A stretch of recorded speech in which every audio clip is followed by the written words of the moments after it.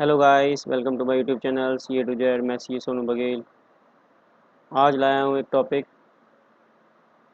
जो है mandatory registration for GST.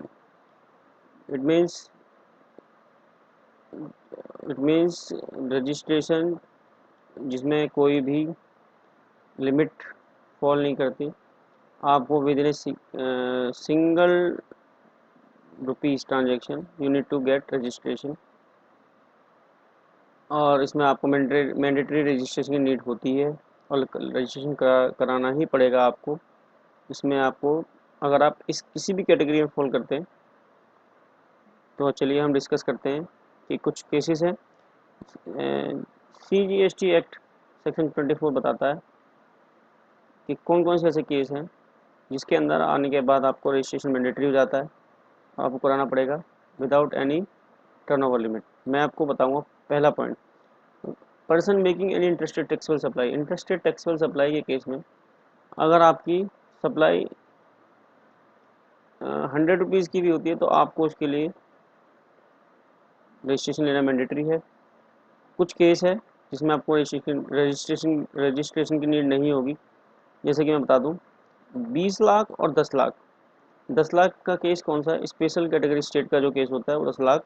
Normal case में 20 लाख की जो लिमिट है वो आपको अवेलेबल होगी यदि आप इंटरस्टेट सप्लाई करते हैं हैंडीक्राफ्ट गुड्स के केस में और टैक्सेबल सर्विसेज के केस में। सर्विसेज के केस में आपको छूट दी गई है, और हैंडीक्राफ्ट गुड्स यदि आप सेल करते हैं 20 लाख तक और 10 लाख तक, तो आपको रजिस्ट्रेशन की नीड नहीं है। इसके अलावा मैं सेकंड बात करता हूँ casual taxable person. Casual taxable person अगर आप हैं तो आपको रजिस्ट्रेशन की नीड है। आप किसी भी स्टेट में जाते हैं as a casual taxable person तो आपको रजिस्ट्रेशन कराना ही होगा। जो 20 लाख की लिमिट है और 10 लाख की स्पेशल कैटेगरी स्टेट के लिए लिमिट है, वो जब भी आपको अवेलेबल होगी यदि आप नोटिफाइड, जो गवर्नमेंट ने नोटिफाई किए हुए हैं वही हैंडीक्राफ्ट गुड्स आप सेल करते हो या फिर लेके जाते हो अपने दूसरे स्टेट में for the purpose of sale और एग्जीबिशन। इस केस में आपको रजिस्ट्रेशन नीड नहीं होगी। अदरवाइज आपको सिंगल रुपीज़ ट्रांजेक्शन के केस में आपको रजिस्ट्रेशन नीड है। थर्ड पर्सन की अगर मैं बात करूँ, person who is require to pay tax under reverse charge और इनवर्स सप्लाई रिसीप्ट। अगर कोई भी व्यक्ति, कोई भी पर्सन रिवर्स चार्ज के अंदर टैक्स पे कर रहा है तो उसे रजिस्ट्रेशन लेना मैंडेटरी है ऑन ए सिंगल ट्रांजेक्शन। इस केस में कोई रजिस्ट्रेशन नहीं है। कि चौथा पॉइंट में बात डिस्कस करूँ, non resident taxable person. Non resident अगर कोई व्यक्ति बाहर से आके इंडिया में बिजनेस करता है तो उसे रजिस्ट्रेशन की नीड है, उसके लिए भी कोई बेसिक एग्जामेशन नहीं है। फिफ्थ पॉइंट की अगर बात करूँ, e commerce. E commerce operator कौन होते हैं? Electronic commerce operator. E commerce operator, suppose करिए आपको भी कैब की नीड है, आपने ओला कैब बुक करनी है, तो आप फ़ोन मिलाएंगे या बाय किसी भी जरिए से आप फ़ोन से आपने अपने ओला कैब बुक कर दी।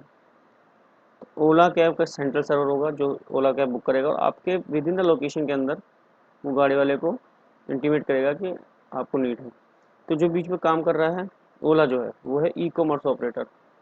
उस केस में क्या होगा, अगर वो TCS डिटेक्ट करता है आपका, TCS किसका? TCS डिटेक्ट करता है आपका, तो इस केस में आपको, तो ई कॉमर्स ऑपरेटर को क्या है, नीड है रजिस्ट्रेशन की, उसे रजिस्ट्रेशन लेना ही पड़ेगा। इसमें 20 लाख और 10 लाख की लिमिट भी नहीं मिलेगी आप। लेकिन अगर वो सर्विसेज दे रहा है, अगर वो गुड्स की सप्लाई कर रहा है, जैसे कि मैं बात करूं ओला, उबर, ये है ई कॉमर्स ऑपरेटर।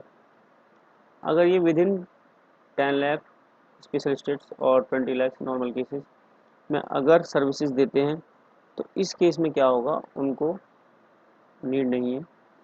अदरवाइज मैं अमेजोन की बात करूं, फ्लिपकार्ट की बात करूं, जो गुड्स की सप्लाई कर रहे हैं, उस केस में क्या होगा, इनको रजिस्ट्रेशन लेना मैंडेटरी है। उसके बाद नेक्स्ट बात करूँ, person who require to deduct tax. जो पर्सन TDS काटता होगा सेक्शन 51 के अंदर, उसके लिए भी रजिस्ट्रेशन मैंडेटरी है। पॉइंट 7 की बात करूँ, person who make taxable supplies of goods और सर्विसेज, चाहे गुड्स हो चाहे सर्विसेज हो, बिहाफ ऑफ टैक्सेबल पर्सन, कोई टैक्सेबल पर्सन के बिहाफ पे कर रहा है। जैसे सपोज करिए, मैं इसमें एग्जांपल लेता हूँ, ए बी, बी एक रजिस्टर्ड पर्सन है, टैक्सेबल पर्सन है बी। टैक्सेबल और रजिस्टर्ड का मतलब दो डिफरेंट थिंग्स हैं। टैक्सेबल पर्सन मतलब है कि एक बंदा टैक्सेबल के दायरे में आ गया और एक बंदा टैक्सेबल के दायरे में नहीं आया है। सपोज करिए ए और बी दो फ्रेंड्स हैं, बी टैक्सेबल के दायरे में आता है, ए नहीं आता है। बी ने अभी रजिस्ट्रेशन नहीं कराया है, रजिस्टर्ड पर्सन नहीं है लेकिन टैक्सेबल पर्सन है। और ए क्या है, ए नॉर्मल पर्सन है, अभी वो ना टैक्सेबल है ना रजिस्टर्ड है। अगर वो बी के कहने पर ए ने कोई सप्लाई की तो ए को रजिस्ट्रेशन लेना मैंडेटरी हो जाएगा। बी उसके लिए एक एजेंट हो जाएगा और ए क्या हो जाएगा, सप्लायर। तो उस केस में कोई लिमिट नहीं लगेगी, उसे रजिस्ट्रेशन लेना पड़ेगा। उसके बाद मैं बात करूँ नेक्स्ट पॉइंट की, input service distributor. Input service distributor कौन होता है?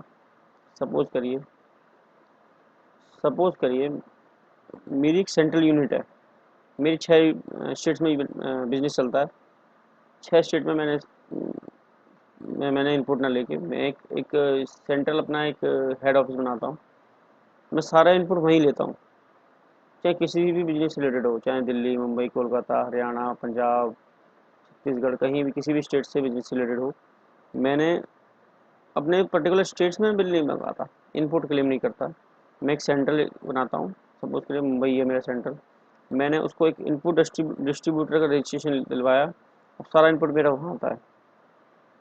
अब इनपुट सर्विस डिस्ट्रीब्यूटर के केस में इनपुट सर्विस डिस्ट्रीब्यूटर क्या करता है, वो इनपुट डिस्ट्रीब्यूट करता है अपनी स्टेट्स में जिसने जितनी सर्विस दी होती है उस केस में उसके प्रपोर्शन में उनको इनपुट देता है। मैं अगर 10वें पॉइंट की बात करूँ, person who are required to pay tax under 9(5) के अंदर कोई टैक्स पे करता है। 9(5) सेक्शन 5 है CGST एक्ट का, इसके अंदर ई कॉमर्स ऑपरेटर आ जाते हैं। अगर उसके अंदर कोई टैक्स पे करता है तो उनके लिए मैंडेटरी है रजिस्ट्रेशन लेना। और अदर पर्सन और क्लास ऑफ पर्सन जो कि अभी मतलब सेंट्रल गवर्नमेंट नोटिफाई नहीं किया है लेकिन फ्यूचर में हो सकता है, तो उसके लिए प्रोविजन गवर्नमेंट ने अपने पास रखा है कि अब वो होगा तो हम उसमें नोटिफाई कर देंगे मैंडेटरी रजिस्ट्रेशन के अंदर। तो ये था हमारा मैंडेटरी रजिस्ट्रेशन का पूरा प्रोविज़न, किस किस पर्सन को लेना होता है मैंडेटरी रजिस्ट्रेशन। मैं आई होप कि आप